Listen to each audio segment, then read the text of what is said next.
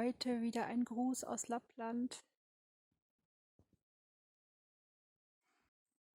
Ja, in dieser Folge möchte ich mich etwas näher vorstellen und ich hatte es ja schon etwas angedeutet in meiner letzten Folge, dass ich erzählen möchte, wie ich nach Nordschweden gekommen bin und warum der nordische Lebensstil oder der Norden auch gut zu mir passt.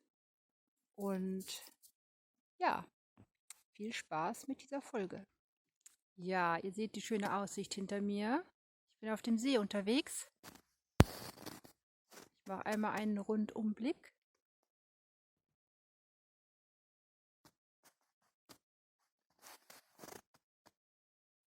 In dieser Perspektive ist definitiv besser, auch wenn leider der schöne Hintergrund nicht da ist. Aber erstens ist es etwas heller und zweitens sieht man nicht so meine Falten. Ist ja auch ein Vorteil. Genau, aber ich muss eigentlich in die andere Richtung weiter. Aber es geht immer noch. Ja, das wackelt vielleicht ein bisschen. Gerade auf der Tagesrunde. Und da, die beim Hintergrund, sieht man kaum, so weiß. Ja, wie geht's euch? Mir geht's gut. Ich erfreue mich immer wieder, wenn es heller wird, die Tage länger werden und wir wieder mehr Tageslicht haben hier oben im Norden. Das ist immer sehr stimmungsaufhellend, weil ich ja auch ein bisschen mit dem Winterblues zu kämpfen habe. Wobei es dieses Jahr echt ein gutes Jahr, ein guter Winter ist für mich. Und ja, ich glaube, das lag daran, dass ich schon rechtzeitig vorgesorgt habe und immer zu der hellsten Zeit rausgegangen bin. Und was natürlich auch hinzukam, war, dass ich einen etwas entspannteren Lebensstil gerade leben kann und nicht so vollgepackte Tage habe. Und das ist natürlich auch ein enormer Vorteil.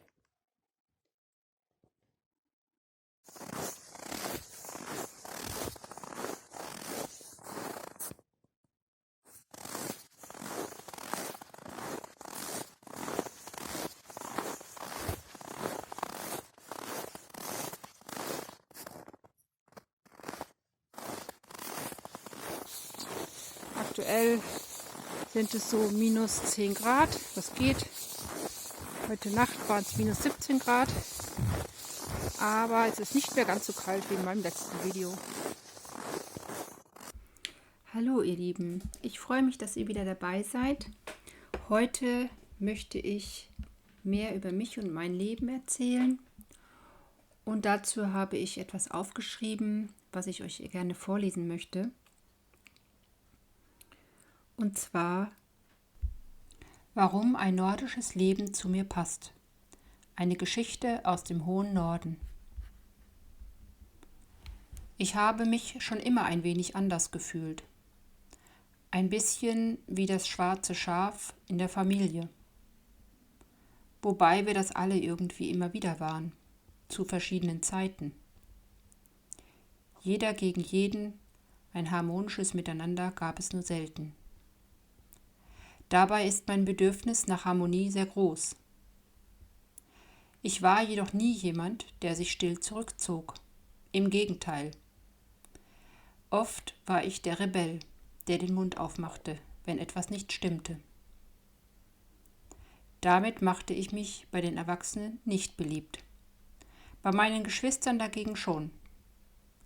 Heute verstehe ich, dass das meine Rolle war, als älteste Schwester.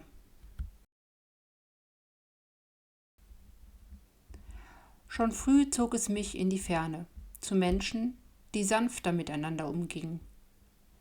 Dort durfte ich einfach sein, ohne korrigiert zu werden.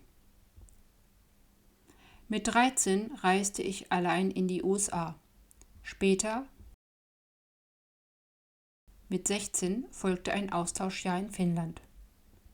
Der Norden berührte mich tief und veränderte mein Leben. Jahre später lernte ich meinen Mann kennen, der diese Liebe zum Norden mit mir teilte. Wir reisten, träumten und wagten schließlich den Schritt. 2006 verließen wir Deutschland und zogen nach Nordschweden. Der Norden stellte uns vor große Herausforderungen.